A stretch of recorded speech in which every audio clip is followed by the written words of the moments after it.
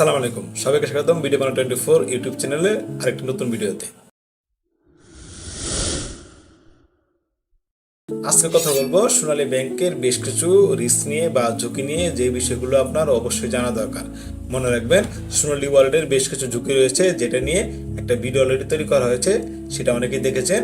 আজকে নতুন একটি আপডেট সহ আরেকটা বিষয় কথা বলার চেষ্টা করব, যে বিষয়গুলো বা ঝুঁকিগুলো আপনি জানলে আপনার কিন্তু অনেক উপকার হবে। আপনি যদি এই ঝুঁকিগুলো নিয়েই আপনি অ্যাপসটি ইউজ করেন বা আপনার কার্ডটি ইউজ করেন বা আপনার সোনালী ওয়ালেট অ্যাপসটি ইউজ করেন, তাহলে কিন্তু আপনার অবশ্যই আপনার আর্থিক বড় ধরনের ঝুঁকি তৈরি হবে, আপনি সর্বশান্ত হতে পারেন। আর যদি আপনি মনে করেন যে না, আপনার এই ঝুঁকিগুলো জানা দরকার, তাহলে আপনি এই ঝুঁকি থেকে এড়িয়ে আপনার অ্যাপসটি ইউজ করবেন, যেটা 100% নিরাপদ। মনে রাখবেন, এই ঝুঁকিগুলো কিন্তু আপনি নিজেই সহজেই অ্যাভয়েড করতে পারেন। আসুন আমরা বলার চেষ্টা করি কি কি ঝুঁকি রয়েছে। আপনি অ্যাপস ইউজ করতে গেলে কোন কোন বিষয়ে সতর্ক থাকবেন, বিশেষভাবে এই ঝুঁকিগুলো আপনি অ্যাভয়েড করবেন, সেটা নিয়ে আজকে কথা বলবো। আসুন দেখি কি কি রয়েছে সেই ঝুঁকিগুলো হিসাবে। প্রথমে যেটা করবেন না, সেটা হচ্ছে সোনালী ওয়ালেট অ্যাপসের পাসওয়ার্ড আপনি সেভ করবেন না। আমি আমার কাস্টমারদের অনেক সময় ওয়ালেট অ্যাপসটা ইউজ করার জন্য বা হেল্প করার জন্য অনেক সময় ফোনটা হাতে নেই, তখন অনেক সময় দেখি যে কাস্টমার তারা ওয়ালেটের অ্যাপসটির পাসওয়ার্ডটা সেভ করেছে, যেভাবে আপনার অন্য পাসওয়ার্ড সেভ থাকে, যেমন হচ্ছে আপনার জিমেলের পাসওয়ার্ড সেভ থাকে, আপনার ফেসবুকের পাসওয়ার্ড সেভ থাকে, সেইটার মতো আপনার অ্যাপসের পাসওয়ার্ডটা তিনি সেভ করে রেখেছেন। এবং দেখা যায় আপনি ওই অ্যাপসটা আমি ইউজ করতে পারছি কাস্টমার কোনো পারমিশন ছাড়াই।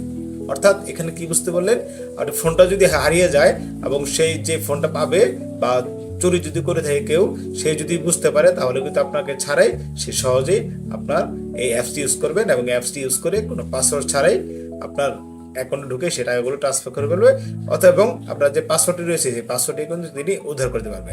তো প্রথম ঝুঁকিটা হচ্ছে পাসওয়ার্ডটা কখনো সেভ করা যাবে না। যদি সেভ হয়ে যায়, তাহলে আপনি যখন পাসওয়ার্ডটা দিতে যাবেন, দেখবেন ম্যানেজ পাসওয়ার্ড নামে একটা শব্দ চলে আসে। সেই ম্যানেজ পাসওয়ার্ডে গিয়ে আপনি সরাসরি গুগলে ঢুকে যাবেন, সেখানে এই সেভ পাসওয়ার্ডটা আপনি ডিলিট করে ফেলবেন। এটা অতি গুরুত্বপূর্ণ একটা কাজ।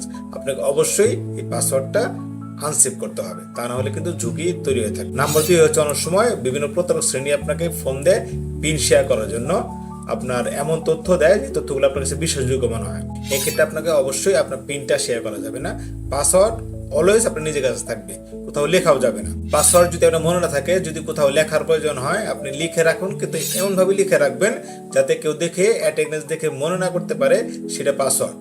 যেমন আমরা একটা বুদ্ধি দিয়ে দিই, আমি এর আগেও বলেছি একটা ভিডিওতে, আপনার 4 সংখ্যা যদি পাসওয়ার্ড হয়, যদি কোথাও লিখে রাখার দরকার হয়, আপনি 4 সংখ্যার পাসওয়ার্ডে প্রয়োজন আপনি 10 সংখ্যা লিখে রাখুন।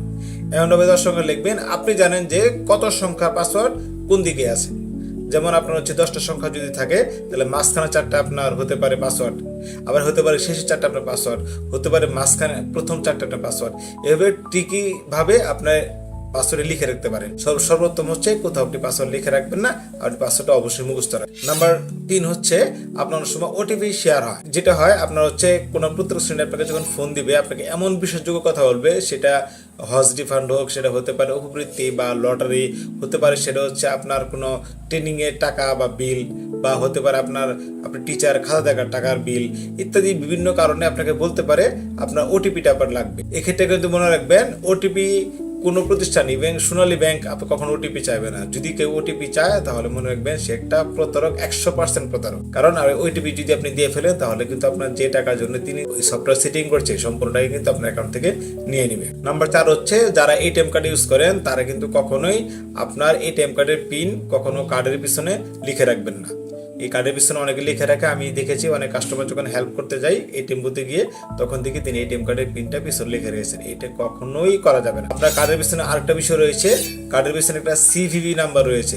অনেক সময় সিভিভি লেখা থাকে, তারপর 3টে সংখ্যা থাকে, অথবা কোনো সিভিভি লেখা নাই কিন্তু 3টে সংখ্যার ডিজিট রয়েছে বা 4 সংখ্যার ডিজিট রয়েছে।